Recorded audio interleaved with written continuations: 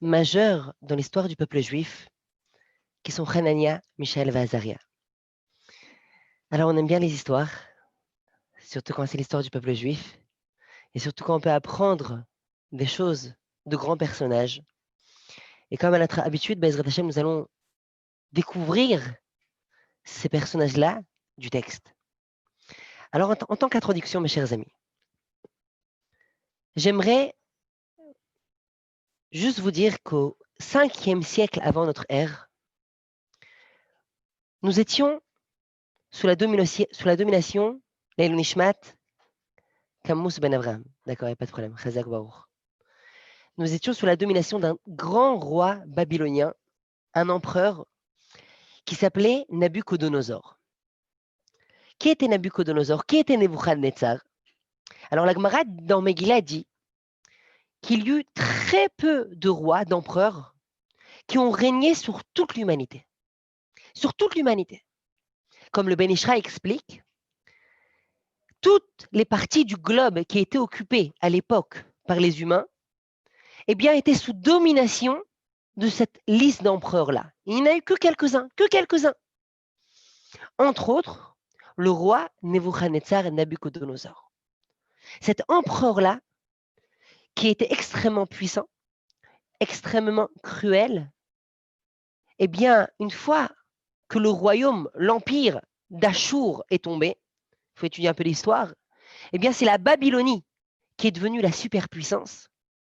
Et elle avait la main prise sur toute la Mésopotamie de l'époque, l'Asie, une partie de l'Afrique, et le royaume était extrêmement, extrêmement large, grand et puissant. Nabuchodonosor, dès le début de son règne, a détruit le Beth Amikdash, le temple. Il a détruit. Il a envoyé son armée, et son général d'armée a mis à feu et à sang Jérusalem, et il a pris avec lui les exilés vers la Babylonie. Cependant, il a fait ça en 2 temps. 11 ans plus tôt, il est venu à Jérusalem et il a pris la fine fleur de Jérusalem. Qu'est-ce que j'appelle la fine fleur de Jérusalem?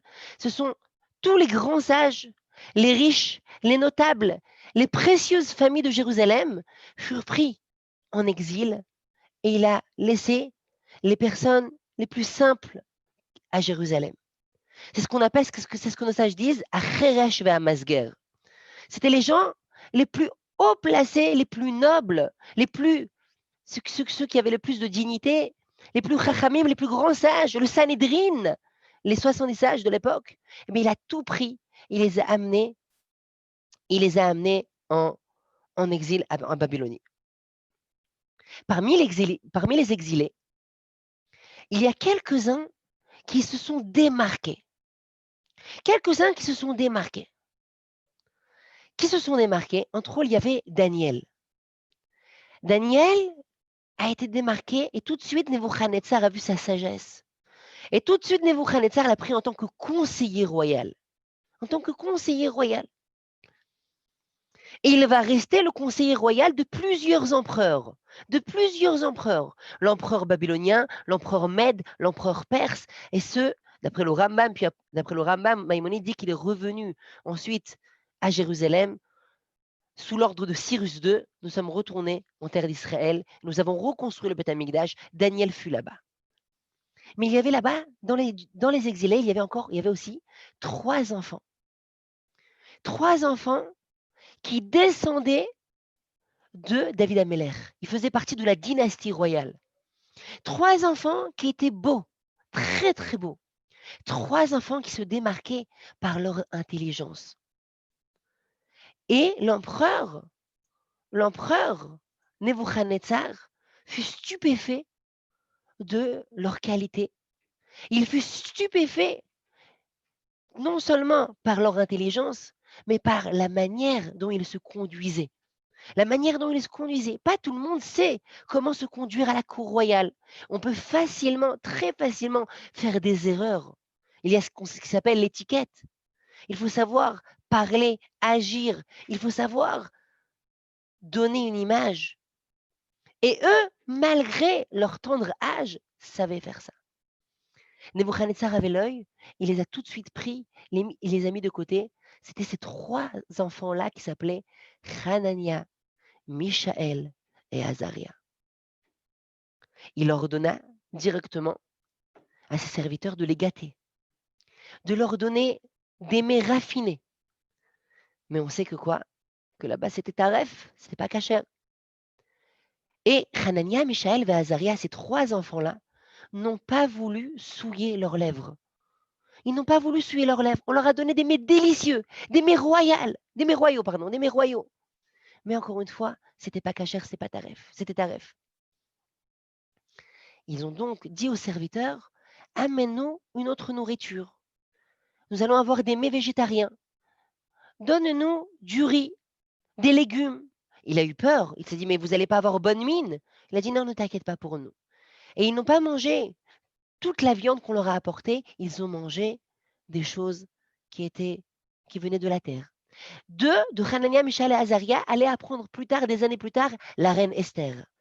Puisque la reine Esther, lorsqu'elle était dans le palais d'Achashvérosh, elle aussi, on lui a apporté toutes sortes de mets succulents, délicieux, mais ils étaient taref, c'était pas cachère.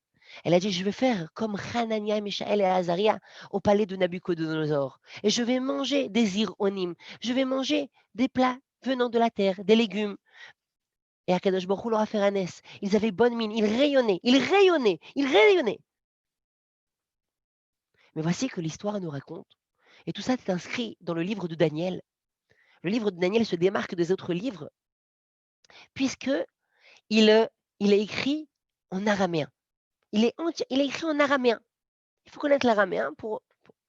Et là-bas, Daniel raconte l'histoire de Hanania, Mishaël et Azaria. Nabucodonosor, en plus de sa superpuissance, il était atteint de mégalomanie. De mégalomanie. Il a fait ériger une statue de 30 mètres de haut en or. On va étudier un peu dans le texte, on va analyser le texte dans un instant, mais je vous introduis, mes chers amis, je vous introduis. Il a fait ériger dans une plaine une statue énorme, gigantesque, de 30 mètres de haut, en or. Je vous laisse imaginer la valeur de l'idole. Et il a fait en sorte que quoi? Que le jour J, l'orchestre royal sera placé à plusieurs endroits stratégiques. Et au moment où la musique commencerait et où on jouerait des instruments de musique, eh bien, à ce moment-là précis, des millions de personnes devraient se prosterner au même moment, à ce même moment. Des millions de personnes de tous les coins de la planète devraient se prosterner vers la direction de l'idole. C'était le rêve de Nabucodonosor. C'était son rêve. C'est là, je vais sentir, je vais bien le faire. C'était le rêve de Nabucodonosor, de Nebuchadnezzar. Et il a fait faire. Mais d'un autre côté, qu'est-ce qu'il a fait? Il savait très bien qu'il y aurait peut-être les Juifs qui n'allaient pas se prosterner. Et disent les commentateurs qu'en réalité, tout ce plan-là, il était uniquement pour les Juifs. Parce qu'il savait que le peuple juif allait retourner sur sa terre et il ne voulait pas. Il ne voulait pas. Il y avait des prophéties qui disaient que le peuple juif retournerait en Terre Sainte après 70 années et il ne voulait pas. Qu'est-ce qu'il a fait? Il a dit, je vais les faire fauter. Et il a réussi. Il a réussi, comme on va dans un instant, on va voir dans le texte. Il a réussi, et avec brio. Il a réussi avec brio, à tel point même que toute l'histoire de Pourim, et pourquoi le peuple juif a failli y passer, on a failli y passer avec Aman, à cause de cette Avéra-là. À cause de cette Avéra-là, que quoi? Qu'on s'est prosterné devant la statue.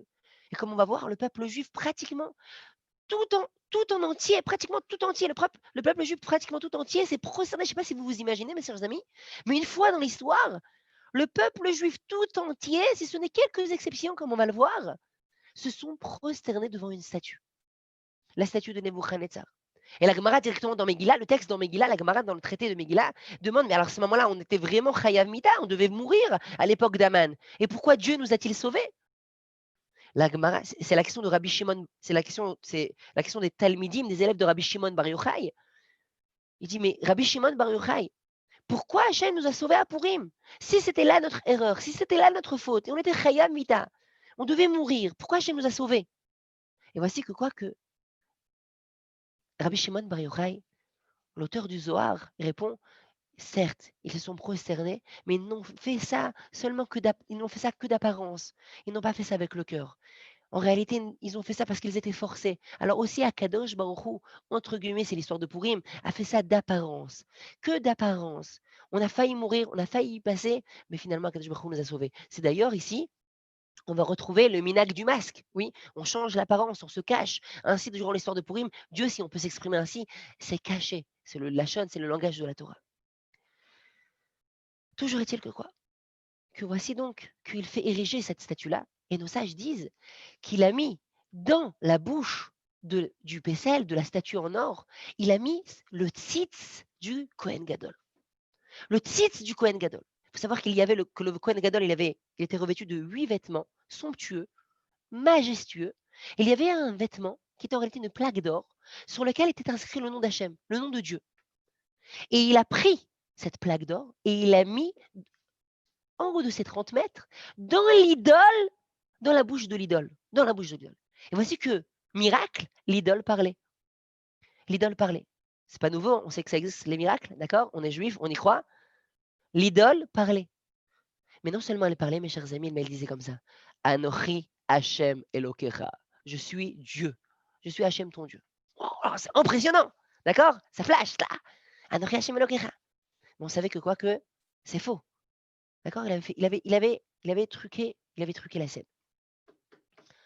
Maintenant, nous sommes à la veille du jour J. Mes chers amis, et on va voir ça dans le texte dans un instant, nous sommes à la veille du jour J. Et Hanania, Mishaël et Azaria, qui étaient parmi les premiers ministres de l'Empire, ont commencé à réfléchir. Que va-t-on faire? Va-t-on se prosterner? On ne va pas se prosterner. Est-ce que c'est Avodazara ou c'est pas la Avodazara? Ils ont demandé au Navi, au prophète de l'époque. Qui était le prophète? Yechezkiel. Le prophète de l'époque était Yechezkiel. Yechezkiel, demande à Hachem, qu'est-ce qu'on fait? Que dit Yechezkiel? Il dit d'accord, je vais demander à Kadosh Baruch Hu. Le prophète demande à Dieu. Et Hachem dit, sache qu'ils peuvent refuser. Et s'ils refuseront, Nebuchadnezzar a préparé un très, très, très, très, très, très, très grand brasier ardent. Peut-être la plus grande fournaise ardente qui n'ait jamais existé dans l'histoire de l'humanité. Et qu'ils se feront jeter. Mais Dieu dit à Yechezkiel, je ne serai pas là pour les sauver. Et c'était le test. Et là fut la réponse de Yechezkiel à Hanania, Mishaël et Azaria. Et Hanania, Mishaël et Azaria ont dit, si déjà en Égypte, les grenouilles se sont jetées dans les fours des citoyens, des habitants, des Égyptiens, dans les fours. Pourquoi? Parce que Dieu a dit, Akadosh Baruch il a dit, les grenouilles rentreront partout, dans la pâte, dans les lits, partout, partout, dans les bouches des Égyptiens, et même dans les fours. Et les Égyptiens ont vu, mais ils ont dit, mais c'est pas possible, on n'a jamais vu une grenouille se suicider, d'accord? On n'a jamais vu un animal se suicider. Un animal ne se suicide pas, d'accord? Peut-être il y a des exceptions, mais un animal ne se suicide pas. Il a l'instinct de survie. Il y a quelque chose qui se passe. Il y a donc une force supérieure qui ordonne aux animaux d'agir de manière insensée. Il y a eu ici un Kiddush Hashem. Ici, l'Égypte tout entière, qui était donc aussi la superpuissance de l'époque, a vu qu'il y avait une puissance qui contrôlait les animaux. Et Hachem, Dieu a fait ça par paliers. Il a fait d'abord le sang. Dieu contrôle l'élément de l'eau, puis les créatures de l'eau, et après la terre, et puis les créatures de la terre, l'air, et ainsi de suite. Tous les éléments, Akadosh Baruch Hu, il a prouvé que quoi, que tous les éléments étaient dans sa main. Il n'y a pas un élément qui n'était pas dans la main de Dieu. Pas un élément qui... Et c'était en réalité, ça contrecarrait toutes les croyances païennes de l'époque, toutes les croyances idolâtres de l'époque, puisque l'idolâtrie de l'époque, d'accord? Et après, il y a eu dans la suite aussi en Mésopotamie, puis après avec la Grèce, et puis après encore une fois avec Rome, les Romains qui ont repris les divinités grecques, eh bien, ils partageaient les pouvoirs de la nature, bien sûr, plusieurs idoles, sur plusieurs divinités. D'accord? Athéna va être la déesse de la guerre, et puis Poséidon, ouais, ainsi de suite, et ainsi de suite, et ainsi de suite. Ils vont départager. Et là, Dieu, il a voulu prouver une chose aux Égyptiens. I am the boss. Je suis le boss. Mais je suis le boss sur tous les éléments, sur toute la création, sur tout l'univers. Jusqu'à que Dieu, il a prouvé même que ta vie, elle est entre mes mains. Et lorsque Paro il a réalisé ça, c'était la dernière maca, c'était la dernière plaie. Il a vu que quoi, qu'il y avait la mort des premiers-nés. Et Dieu, c'était sélectif, d'accord. Kadosh Baruch Hu, c'est exactement ce qui. Paro, il est parti, il a couru dans les rues de la capitale en train de chercher Moshe et Aaron. Fermons la parenthèse. Fermons la parenthèse. Donc, revenons à nos moutons. Hanania, Mishaël et Azaria, ils ont dit comme ça. Si les grenouilles ont fait ce qui s'appelle un Kiddush Hashem, ils ont sanctifié le nom d'Akadosh Baruch Hu dans le monde. Ils ont sanctifié le nom d'Akadosh Baruch Hu. Or, un animal n'est pas ce qu'on appelle, n'est pas Metsuvé. Il n'a pas d'ordre. Il n'est pas, il n'est pas ordonné par Akadosh Baruch Hu. Il n'a pas d'ordre. Et ils ont fait ça. Nous qui sommes ordonnés de sanctifier le nom divin. Kalvachomer Kol Sheken, leur décision était prise, quitte à mourir, quitte à mourir, quitte à mourir. Et voici que le lendemain, le jour J, l'humanité tout entière a le souffle coupé. Dans quelques instants, l'orchestre royal, l'orchestre impérial va jouer de la musique. Et c'est une première dans l'histoire de l'humanité, c'est peut-être même la dernière, d'accord? Où on a vu que des millions et des millions et des millions d'individus qui s'étendaient sur toute la plaine de Babylonie et encore plus loin, allaient se prosterner au même moment devant une statue. Nebuchadnezzar était là, présent, sur la scène. Les gardes royaux étaient là-bas, dispersés. Et dans quelques instants, la musique va être jouée. Alors on y va, mes chers amis. Maintenant, on voit le texte. Celui qui est intéressé, je suis dans le traité de Sanhedrin, 92b, la 4e grande ligne. Celui qui va apprendre à partir du texte, je vous invite, mes chers amis. Tanoura Banan, nos sages ont enseigné. Besha'a she'ipil Nebuchadnezzar Racha et Hanania, Mishaël et Azaria l'Ekivshan Haesh. Alors, comme on le sait, l'orchestre a joué. Tin-tin-tin-tin. Tin-tin-tin-tin. Qu'est-ce qui s'est passé? Il y a eu la musique. Il y a eu la musique. Et voici que quoi? Vous pouvez voir d'un même mouvement des millions et des millions et des millions de personnes. Et le texte nous raconte, dans le Navi, que Nebuchadnezzar, l'empereur lui-même, était entouré de tous les rois, de tous les pays autour de lui. Il y avait les rois des pays, les dignitaires du royaume. Il y avait les ministres, il y avait tout le monde autour de lui.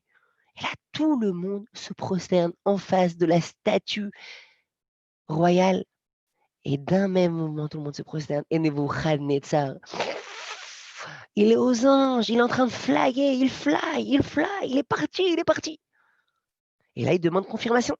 Est-ce que tout le monde s'est prosterné? Est-ce que tout le monde s'est prosterné? Que fut la réponse?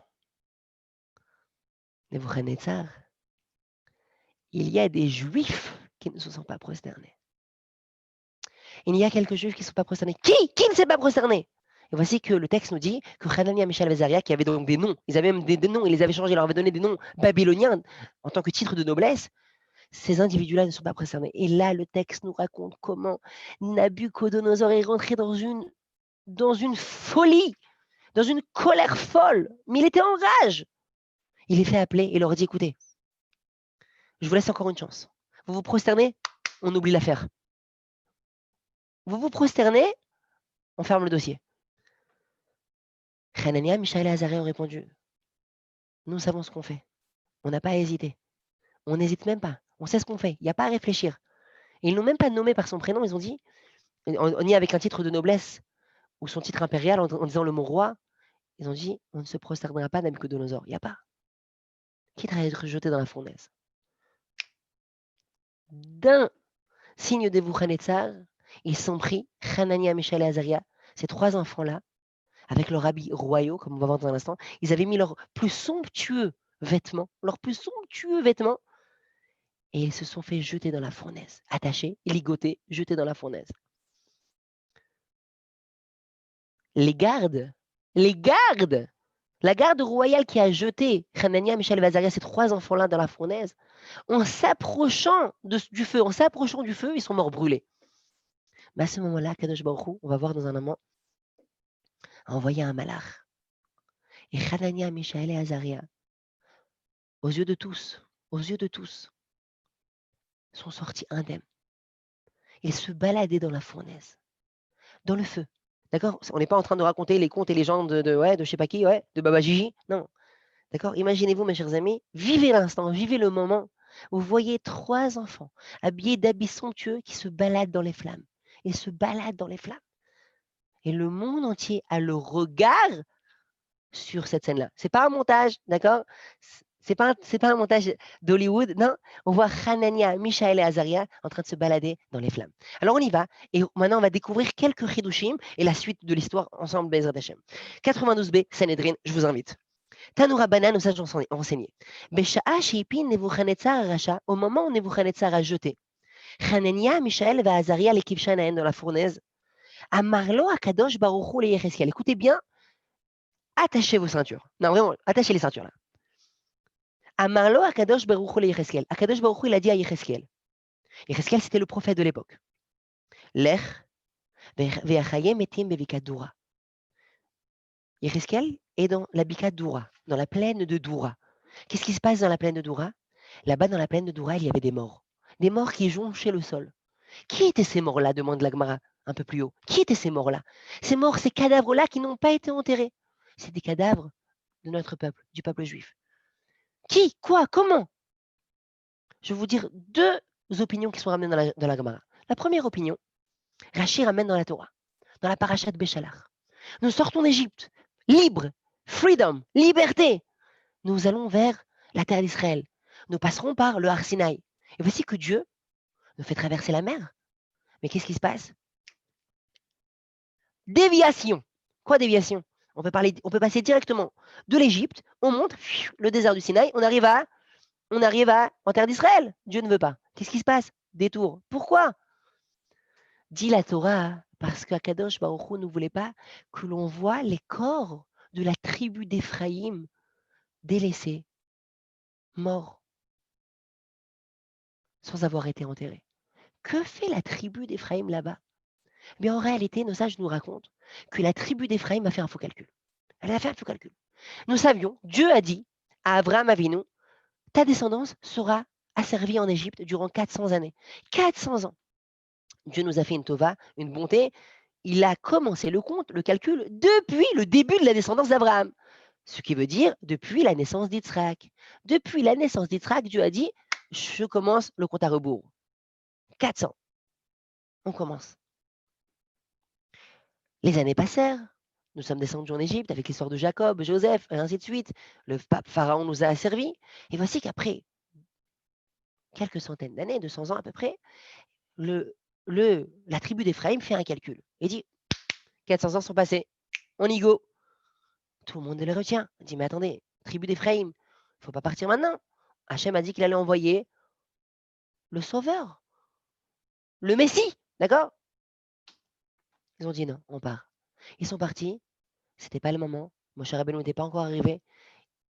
Et voici que quoi? Qu'à l'approche de la terre d'Israël, le peuple des Philistins, les Pélishtim, en Eretz Pissim, eh bien, ils se sont fait tous assassiner.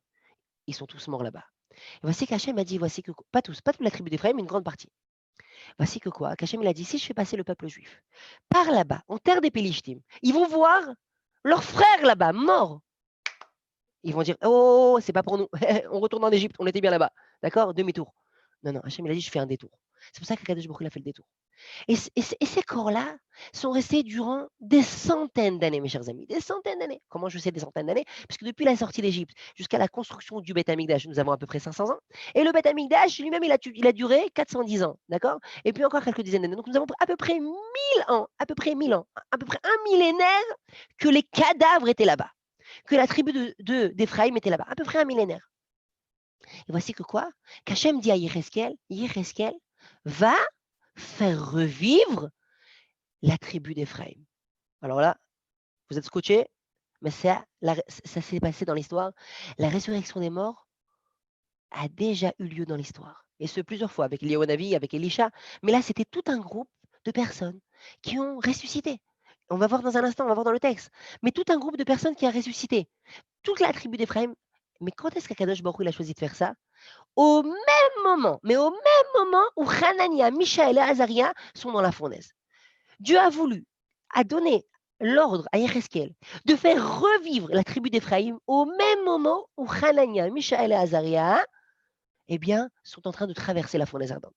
Une seconde opinion, je vous la dis quand même parce que c'est une très belle opinion, c'est que ce n'était pas la tribu d'Éphraïm, c'était d'autres hommes, d'autres personnages. Qui étaient ces personnages? Ces personnages étaient des exilés du peuple juif lorsque nous avons quitté la terre d'Israël. Mais ils étaient tellement, mais tellement beaux. Ils rayonnaient, ils rayonnaient. Ils rayonnaient comme le soleil. Ils rayonnaient. Nous savons que lorsque le Beth Amikdash était encore bien construit, il amenait un flux d'abondance matérielle et spirituelle dans le monde. Il faut le savoir. C'est ce qu'on a perdu avec le Beth Amikdash, c'est pour ça qu'on pleure le Beth Amikdash. Un flux, appelez ça un flux d'énergie spirituelle et matérielle. D'accord? Comme, encore une fois, qu'est-ce qui est marqué? Ça veut dire que même les fruits, la taille des fruits n'était pas la même. La taille des fruits, c'était une abondance incroyable. La beauté. Il y avait une beauté extraordinaire à Jérusalem et au sein du peuple juif. Et bien, voici que ces exilés-là, ils étaient tellement beaux que les femmes, eh bien, étaient choquées et ça agissait sur les femmes babyloniennes et ça agissait sur elles. Elles recevaient un choc physique. Et les maris ont vu ça, ils ont dit à Nebuchadnezzar les a tous tués. Il les a tous tués et écrasés. Il les a tous tués et écrasés. Et voici que c'est ces cadavres-là que Yéhezkel reçoit l'ordre de quoi? De les faire revivre. Et c'est ça que notre Gemara dit, la Gemara dit, Amarlo Akadosh Baruch Hu le Yéhezkel, Lech ve'achayem etim bebikat dura. Demande les commentateurs, mes chers amis, demande les commentateurs. Pourquoi Dieu voulut ressusciter dans la plaine de Doura? Dans la plaine de Doura, eh bien, ces morts-là, ces cadavres-là, au même moment où Hanania, Mishaël et Azaria traversent les flammes. Répondent les commentateurs quelque chose de merveilleux. Il n'y a pas d'hasard. Dieu a voulu faire passer un message double à Nebuchadnezzar. Nebuchadnezzar, la vie est dans mes mains. La vie de l'homme est dans mes mains. Tu ne peux ni mettre à mort quelqu'un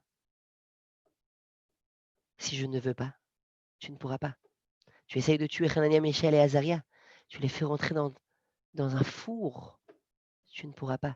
Si je décide qu'une personne ne mourra pas, alors l'homme ne mourra pas. Tu pourras faire ce que tu veux, tenter par tous les moyens qui te sont donnés. C'est moi qui gère le monde. Et d'un autre côté, Nebuchadnezzar, je vais te montrer plus encore, que la vie, je peux la donner à un mort. Dieu a voulu faire passer à Nebuchadnezzar un message. Il a voulu mettre une claque, une trécha. Et on va voir dans un instant qu'il a reçu sa claque. On va voir dans un instant, il a reçu une claque, d'accord? Nebuchadnezzar, tu as beau être l'empereur le plus puissant que l'humanité eût connu. Tu règnes sur le monde entier. Tu as tout sur ta tutelle. Eh bien, si je ne veux pas que tu mettes à mort quelqu'un, que tu enlèves la vie d'une personne, tu ne pourras pas. Et je te montre aussi que la vie, elle est dans mes mains, je peux la donner à quelqu'un d'autre. Je peux la donner à n'importe qui. C'est la raison pour laquelle, eh bien, Akadosh Baruch Hu l'a voulu au même moment. Rabota, écoutez bien. Kevan Shechayaotan, au moment où les cadavres de ces morts-là ont ressuscité, ils ont ressuscité. Dit Baou Hatsamot Vetafroulo Leoto Racha Alpanav. Les ossements de ces cadavres-là, les ossements de ces personnes-là, de manière miraculeuse, sont venus jusqu'à l'empereur, sur l'estrade où l'empereur se tenait. Et les cadavres, ces ressuscités-là, Nebuchadnezzar, il était comme ça, paf, ils lui ont mis une claque au visage. Une claque au visage. C'est marqué. Dans le texte, c'est physique. Ils lui ont mis une claque. Et alors, je dis, waouh, qu'est-ce que c'est? Et plus encore, les commentateurs disent que ce rachat-là, ce mécréant de Nebuchadnezzar, avait fait confectionner des ustensiles royaux faits de ces ossements de ces personnes-là. Il avait pris des ossements de ces personnes-là, comme on a dit, qui étaient extrêmement beaux. Il avait pris de ces os-là, cet homme cruel-là, il avait fait des kilim, des ustensiles royaux, avec lesquels il se servait pour boire. Voici qu'il a pris son verre fait d'os, et l'os, puisqu'il appartenait à une personne qui a ressuscité, eh bien, il a tapé au visage. Pouf, Il a dit, mais qu'est-ce qui se passe? Qu'est-ce qui se passe? Je comprends pas là. Déjà, j'ai Hanania, Michel et Azaria qui sont en train de traverser là. Je comprends Walou, d'accord? Et d'un autre côté, il y a des eaux qui me donnent des coups. Ma correcte, qu'est-ce qui se passe là? Qu'est-ce qui se passe? Qu'est-ce qu'il lui a répondu? Amar Mati Vancello, qu'est-ce qui se passe? Amroulo, ils lui ont répondu. Chavereen Shelelu Mechaye Metim Bebikat Dura. L'ami de ces trois personnes-là qui sont en train de se balader dans les flammes, leur ami là, il est en train de faire ressusciter des morts. Nebuchadnezzar, il a pris le choc là. Et qu'est-ce que raconte la Gemara, Rabotai? Patar ve'amar. Il a commencé. Je vais vous dire dans un instant l'explication un peu plus profonde mais il a commencé à chanter à Hachem. Là, son étincelle divine, parce que chaque homme a une étincelle divine, s'est enflammée. Et sa neshama, elle a commencé à chanter. Elle a commencé à chanter. Ça veut dire que là, le corps, je vous explique, le corps a lâché prise. Le corps a lâché prise. Le corps, il a lâché prise. L'emprise du corps a lâché prise. Et là, la partie divine, la partie spirituelle de l'humain, parce que c'est en ça que se caractérise l'humain, c'est c'est un binôme, l'humain est un binôme, c'est là qu'il se différencie de toutes les autres créatures, des malachim, des anges célestes ou même des animaux. Le seul qui a qui a justement ces deux là, ces deux points-là, le seul qui a ces deux pôles, eh bien c'est l'homme. C'est l'homme. C'est ce qu'on dit dans Asher Yatzar. On dit à la fin, on m'afflé la azot. Ce que tu fais, Hachem, c'est incroyable. Incroyable. Tu arrives à rallier deux éléments contraires, le spirituel et le matériel. Le spirituel et le matériel, c'est là la particularité de l'homme. Mes chers amis, c'est la base du judaïsme. Rabotai, mes chers amis, j'insiste sur ça, c'est la base du judaïsme. C'est pour ça que la Torah accorde énormément d'importance à l'homme. L'homme ne descend pas du singe. Chas v'shalom. L'homme n'est pas un animal évolué. Chas v'shalom. Chas v'shalom. L'homme est la seule créature dotée de deux éléments. Et Akadosh Baruch Hu voulait qu'au travers de ces deux éléments, ils le servent. À travers de ces deux éléments. On ne nous sommes pas comme dit la religion chrétienne, qu'on doit se séparer de la matière pour atteindre le spirituel, le nirvana, ok, comme on avait aussi dans la tarbout mizrachite, dans la culture orientale, très de l'extrême-orient. Non, Dieu veut pas que tu commences à te mettre en caleçon au-dessus d'une montagne, à faire du zen, je me sépare de la matière. Non, Dieu ne veut pas ça. Mais Dieu ne veut pas non plus que tu sombres, comme on voit maintenant aujourd'hui dans la culture occidentale, dans un marécage de matériel où tu t'en noies. America, yeah. Ouais, d'accord? Non, Dieu, il veut pas ça. Alors, qu'est-ce qu'il veut, Akadosh Baruch Hu? Akadosh Baruch Hu, il veut que tu sanctifies la matière. Comment tu vas sanctifier la matière? Tu vas prendre la matière et tu vas l'élever. Tu vas lui donner un but. C'est une matière, mais dirigée, élevée par un intellect, Rabotai, par un intellect. Ok, je m'éloigne du sujet en sujet, mais recadrons, d'accord? Donc, c'est pour ça que je vais me marier avec une femme, avoir des enfants. Le Shabbat, je vais prendre ma Adam Route et je vais kiffer mon Shabbat. Et là, je vais faire une mitzvah. Quoi? Tu kiffes ton Shabbat, tu fais une mitzvah. Tu kiffes ton Shabbat, tu fais une mitzvah. Si tu fais ça toute la semaine, alors c'est pas. D'accord, alors on a compris que tu fais ça pour ton ventre. Mais si tu attends toute la semaine, tu manges bien, comme il faut. D'accord? Tu commences pas à te faire. Je fais thaïlandais, après je fais ouais, je m'éclate. Non. Tu redescends sur terre. Tu manges normalement. Mais le Shabbat, là maintenant, tu fais une table royale. Une table royale. Et la Gemara, elle dit, tu fais une table royale pour le Shabbat, c'est un chèque, c'est le chèque de la richesse. La Gemara, elle dit, la Gemara, elle demande, comment ça se fait qu'en dehors de la terre d'Israël, Rabbi Yochanan, on demande, comment ça se fait qu'en dehors de la terre d'Israël, il y a des riches parce qu'ils sont mechabed le Shabbat. Ils honorent la table de Shabbat. Il a à sa table de Shabbat tout ce qu'il aime, tout ce qui est Mouhiab, Keila, le Haran, Chassidi, ce que tu veux. Mais tu kiffes ton Shabbat. Tu as fait une mitzvah et c'est la plus grande ségoula peut-être pour la Parnassa. Pour la Parnassa. De donner du kavod à Shabbat. Mais encore une fois, si tu fais ça toute la semaine, tu as fait ça le lundi, tu as fait ça le mercredi, tu as fait ça le jeudi soir avec les copains, alors je ne vois pas ici que quoi? Que tu as fait ça pour le Shabbat. Fermons la parenthèse. Donc Dieu veut que quoi? Que la matière soit élevée par l'âme, par l'intellect. La matière, elle soit dirigée, cadrée. Elle ait un but. D'accord? La matière, elle a un but.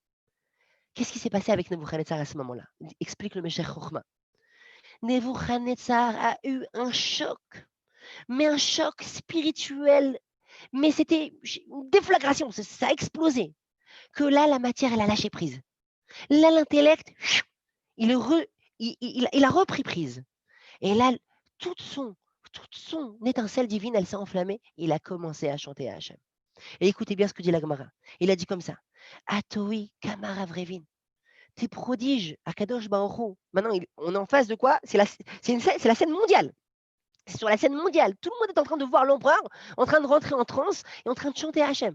En train de chanter, alors qu'il voulait convaincre tout l'univers, d'accord, de se prosterner devant sa propre effigie, sa propre statue. Et là, maintenant, devant tout le monde, qu'est-ce qui se passe? Réaliser le renversement de situation. Il est en train de chanter Hachem.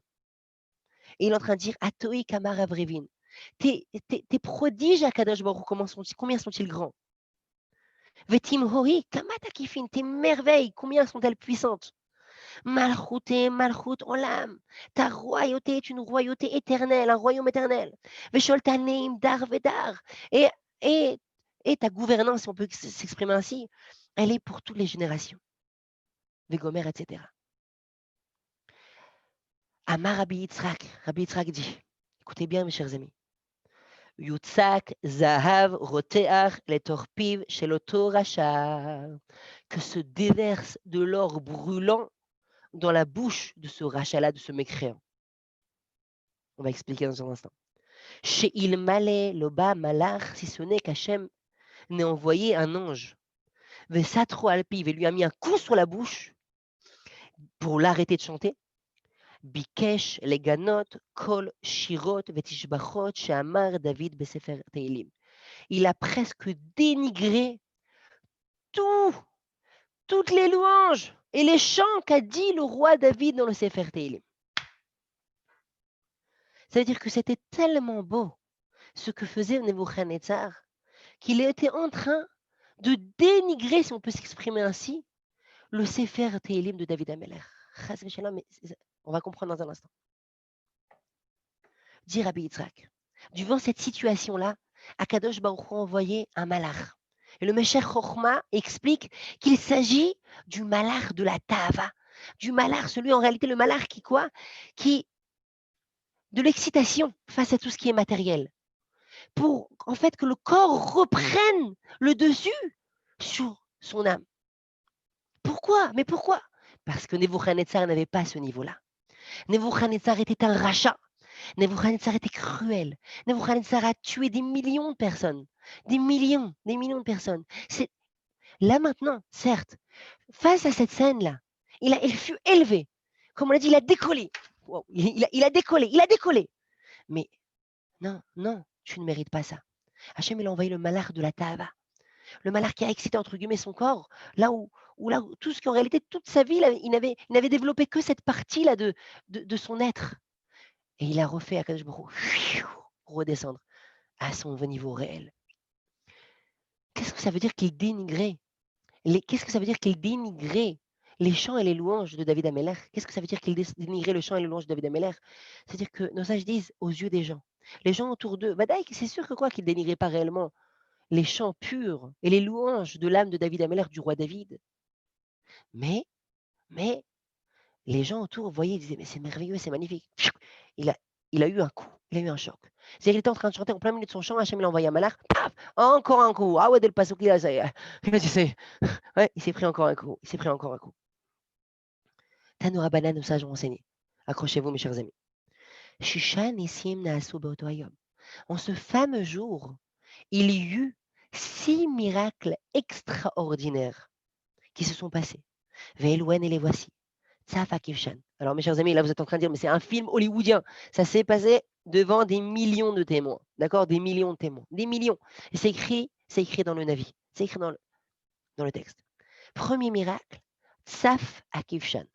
La fournaise était en réalité, il avait fait en sorte, Nebuchadnezzar, de faire un endroit creux, énorme, où dedans il avait fait un grand brasier.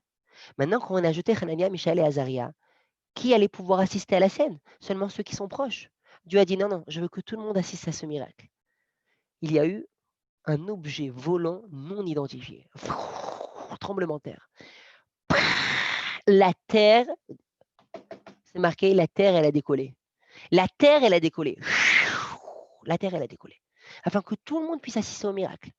Et devant tout le monde, entre ciel et terre, se tenait maintenant la fournaise ardente où il y avait les flammes, et dedans Hanania, Mishaël et Azaria. Mais comment je peux voir? Maintenant, c'était entouré de terre. Deuxième miracle, Venifratza Kivshan. Nifratza Kivshan, le mur qui entourait la Kivshan s'est effondré. Afin qu'on puisse voir en HD. Wow, d'accord? Afin que je puisse voir Hanania, Mishaël et Azaria. On continue. Umaksodo. Umaksodo, il y a plusieurs pshatim, mais un des pshatim, c'est que la chaux qui recouvrait la fournaise, elle s'est déversée, elle a coulé, et parmi les 4 plus grandes puissances du royaume de Nebuchadnezzar, parmi les plus hauts dignitaires, les plus grands rois du palais de Nebuchadnezzar, et qui ont aidé activement à jeter Hanania, Mishaël et Azaria, eh bien la chaux a coulé, elle a brûlé, et elle s'est déversée. Et ça fait une catastrophe, une catastrophe, une catastrophe. Ça a brûlé vivant toute l'armée, en tout cas tous ces hauts dignitaires du palais royal. Waouh. Qu'est-ce qui s'est passé? Au même moment, Nabuchodonosor s'est plus situé. Il s'est plus se mettre. Nefar Tselem Alpanav, la statue gigantesque, faite d'or, 30 mètres. Elle est tombée. Elle est tombée. Akadosh Baruch Hu l'a montré, Nebuchadnezzar. Je t'ai montré là, je t'ai signé. Je gère le world, je gère le monde. On continue. Venisrifu Arba Malchuyot, comme on a dit, les 4 plus grands dignitaires, eh bien, ont été brûlés. Ils ont été brûlés. Et au même moment, comme on a expliqué, Yecheskel, il a fait ressusciter les morts dans Bikat de Doura. Alors, on va ouvrir une parenthèse, et avec un merveilleux message. Un merveilleux message. Tana de Berab Eliezer. Ben Yaakov, j'ai sauté quelques lignes. Afilu Beshaat Asakana, Lo Yeshane Adam et Tatzmo Min Rabbanut Shelo. Dans notre cadre, c'est peut-être le 4e jour dont nous avons, grâce à ce Beth Midrash de Marseille, nous étudions pas seulement les histoires, nous étudions ce qu'on appelle les Haggadot. Et nous allons prendre tout ce qu'on peut prendre. Nous allons essayer de rapprocher ça chez nous, dans notre quotidien. C'est ce qui s'appelle les Haggadot.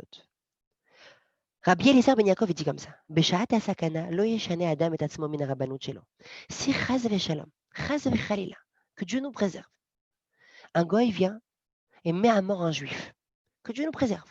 C'est ce qui s'est passé. C'est ce qui s'est passé. Dit Rabbi Eliezer ben Yaakov que ce juif-là, il doit rester avec toute sa dignité.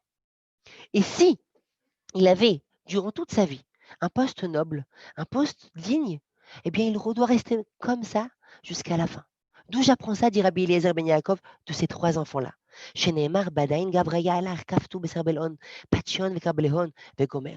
Hanania, Mishaël et Azaria, ils étaient avec leur turban royal, leurs turbans royaux, avec leurs somptueux vêtements. Et comme ça, ils étaient prêts à mourir à l'Kiddush Hashem. Explique Rashi pourquoi. Afin que celui qui te jette, pas toi, dans la fournaise, lui ait honte.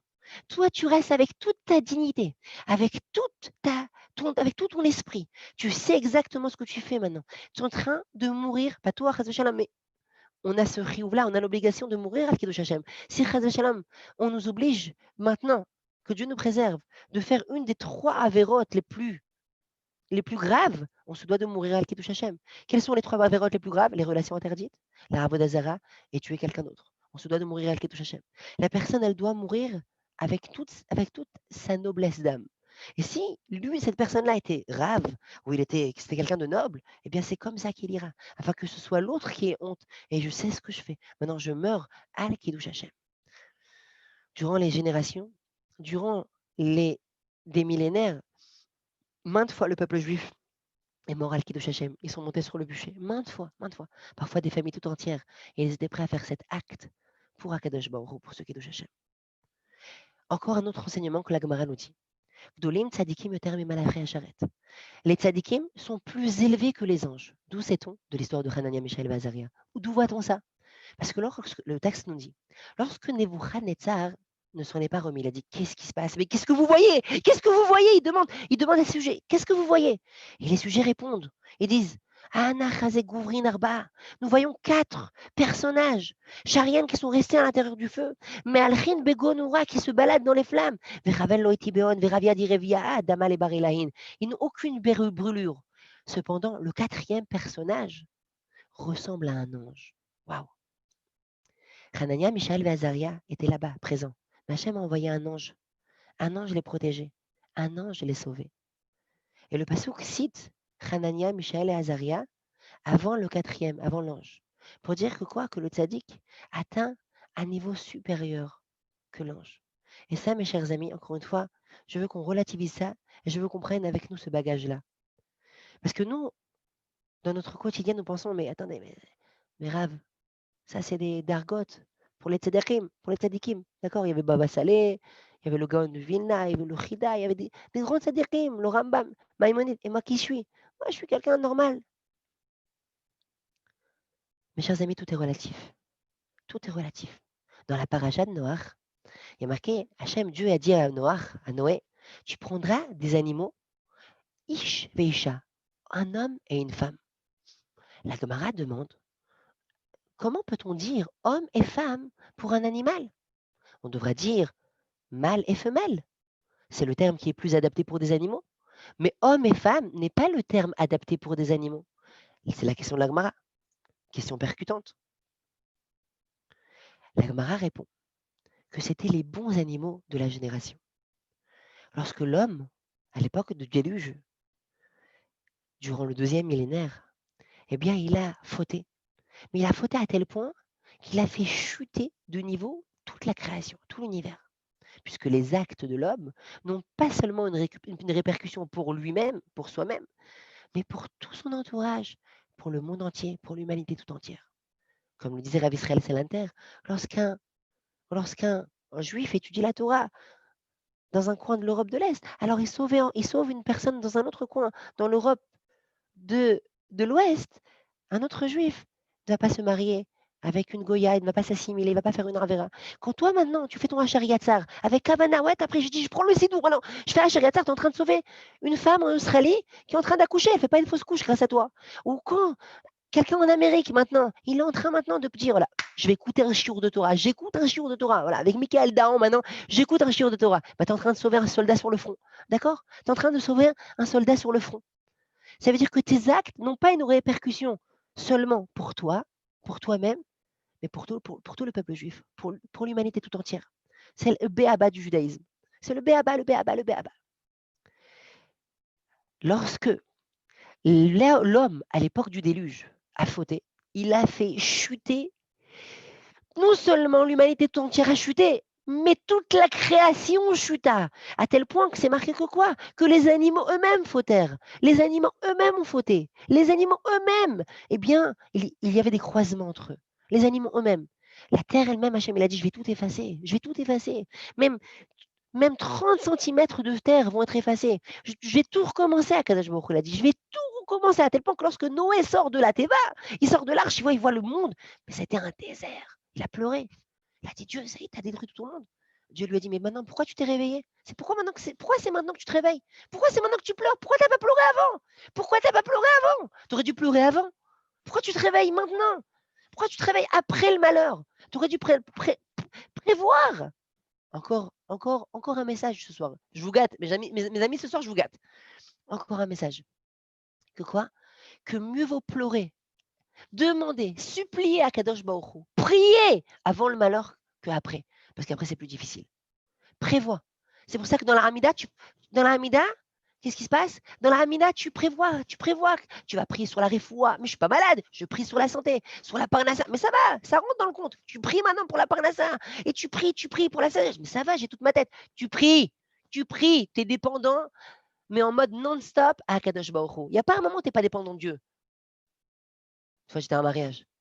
J'ai dit à une personne, ça va dans la vie? J'ai dit, grâce à Dieu, j'ai tout ce qu'il faut. Vous savez quoi? Parnassa, tout ce qu'il faut, juste que Dieu me laisse tranquille. Waouh, j'ai failli m'enterrer là. Il n'a rien compris à sa vie. Que Dieu me laisse tranquille. T'as pas compris?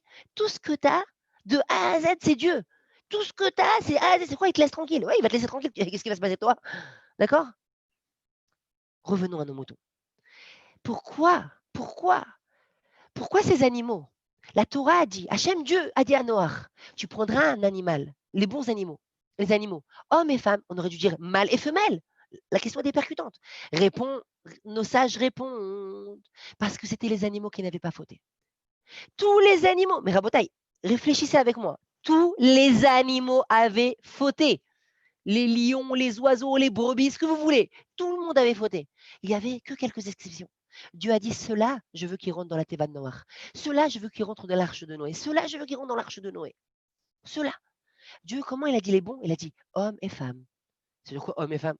Je vais leur accorder un titre dans la Torah plus haut que ce qu'ils sont. Nous savons qu'il y a le minéral, le végétal, l'animal et l'homme. Je vais les élever de catégorie parce qu'ils n'ont pas fauté. De là, mes chers amis, écoutez bien, mes chers amis, c'est pour nous dans notre vie. Tout est relatif. Tout est relatif.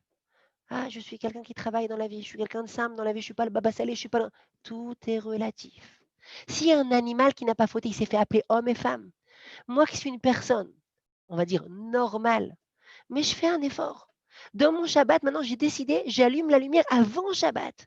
Pour pas, j'ai fait un effort. Je fais une bracha avec Havana. Allez, ce soir, je me chauffe. Après les jours de Ravi Schobert, ça y est, je me chauffe. Je fais une bracha avec Havana, une bracha. Tout est relatif. Ça veut dire que tu peux faire un acte, mais qui peut valoir ô combien de grands actes. C'est ce qu'a dévoilé le Harizal, le Hari Akadosh. Il y a à peu près 500 ans, vivait à Tzfat, le plus grand, peut-être le plus grand Mekoubal de toutes les générations. Un très grand kabbaliste qui s'appelait le Harizal, le Hari Akadosh, Rabbi Yitzhak Luria Ashkenazi. Il a dévoilé énormément de secrets de Kabbalah, énormément, c'est un des plus grands. Son talmide et son élève lui a demandé, mais Rav, quelle valeur ont nos actes aux yeux d'Akadosh Baruch Hu? Quelle valeur ont nos actes aux yeux d'Akadosh Baruch Hu? Quelle valeur? Je vais faire mon birkat Hamazon, je vais faire ma bracha, je vais me couvrir la tête. Quelle valeur ça a? Quelle valeur ça a? Voici que dans les générations précédentes, on parlait de grands personnages. C'était presque des malachim, des anges, et même plus encore, des malachim, plus encore que des malachim, comme on vient de voir dans le texte. Les tzadikim sont encore plus grands que les malachim. Alors que nous, qui sommes-nous? Quelle est la valeur de nos actes? Lui a répondu le Harizal.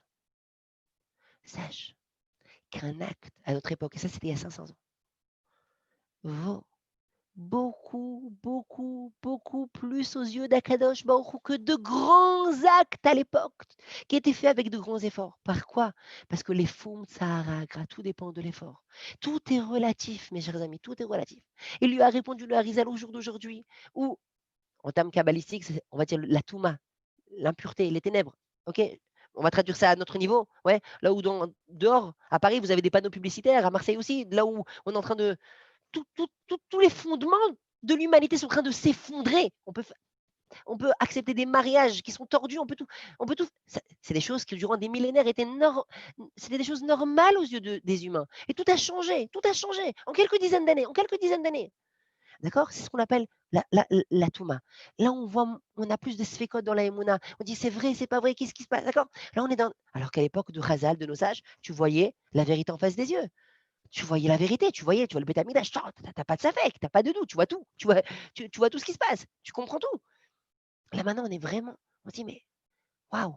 Et quand même, tu fais, tes yeux, tes actes ont une valeur incommensurable en yeux d'Akadosh Baruch Hu. Tout est relatif. C'est ce qu'on a dit, tout est relatif. Donc même maintenant, tu vas dire, moi maintenant, qu'est-ce qu'Akadosh Baruch Hu veut de ma avodat Hashem? Chaque acte a une valeur inestimable. Et ça, c'est le béaba. Le béaba, tu prends ma phrase, tu l'écris, tu la mets dans ton salon. Chacun de mes actes a une valeur inestimable. Pourquoi? Parce que lorsque tu vis avec ça, tes actes, eh bien, tu les vis différemment. Une bracha de plus, une bracha de moins, une fila de plus, une fila de moins, c'est pas grave, un sourire à l'autre. Tu as souri à l'autre, tout ce que tu as fait, tu as vivre. On passe. C'est de ça qu'on apprend de quoi? De la parachate noire. Je reviens à notre texte. Dit le texte, les tzadikim sont plus élevés que les malachim. Les tzadikim sont plus élevés que les malachim. Et encore une fois, c'est ce que je vous ai dit, c'est la particularité de l'homme. L'homme a la particularité d'évoluer. J'ai une fois rencontré un très grand médecin, très grand médecin en France. Et il y a une personne qui était à côté de ce grand médecin, il pratiquait la religion. Et qui a dit, ouais, moi, mon fils, il a plus avancé que moi, Moi, je ne suis pas à ce niveau-là. Ce grand médecin, il a répondu, il a dit, mais je ne comprends pas, madame, mais vous n'êtes pas figée. Vous n'êtes pas figé. Et cette phrase-là, elle m'est restée gravée durant des années. Vous n'êtes pas figé. Vous n'êtes pas figé. C'est ce qu'on va voir peut-être dans la deuxième partie de Hanania Michel Vazaria, c'est que c'est la particularité de l'homme. Yoshua Cohen Gadol a eu une révélation divine. Et Hachem lui a dit, prophétie, je te donnerai Ma'alchim ben Haomdim, des chemins parmi ceux qui se tiennent. Ça veut dire quoi, des chemins parmi ceux qui se tiennent? Explique les commentateurs. Ceux qui se tiennent, c'est les malachim, c'est les anges. L'ange est figé. Dieu a créé le malach Michael, le malach Raphaël, le malach Gabriel, le malach Uriel, le malach Nouriel. Chacun a sa mission. Il n'y a pas d'évolution. Il n'y a pas d'évolution. Il ne bouge pas. Il est figé. Les animaux aussi sont figés. Ils ont leur instinct. Il n'y a pas de choix. Le seul être dans tout l'univers, dans tout le cosmos, dans tous les mondes, qui a la possibilité d'évoluer, de bouger, d'avancer ou de chuter, c'est l'homme. C'est l'homme. Et c'est ce qu'on dit. Qu'est-ce qui se passe avec le moniteur lorsqu'une personne est encore vivante? Qu'est-ce qui se passe? Ça bouge, ça bouge. T'as chuté? Ben c'est pas grave, c'est censé que tu es vivant. Allez, maintenant tu peux te relever. Mais quand une personne est... il est mort. Nous sommes vivants. Tant qu'on est vivant, on peut avancer. Tant qu'on est vivant, on peut évoluer. Et c'est la particularité de l'homme. C'est pour ça que le tzaddik est encore plus grand que le malach. Le malach, c'est pas une chorma, le malach. Il y a rien, c'est pas valorisant ce que fait le malach, puisque Dieu l'a destiné pour une mission quelconque et il l'accomplit. Nous, au travers de notre choix, de nos efforts, nous choisissons, nous voulons, nous accomplissons et nous faisons Retzon Hashem. Et nous sommes plus grands que les malachim. Et c'est relatif, comme je vous ai dit. Les tzadikim, certes, mais nous aussi, chacun de nos actes. Akadosh Baruch Hu les prend, les embrasse, nous embrasse et nous aime. Shabbat Shalom, mes chers amis. Est-ce que vous avez des questions? Semaine prochaine, Bezrat Hashem, on essaiera. Merci beaucoup.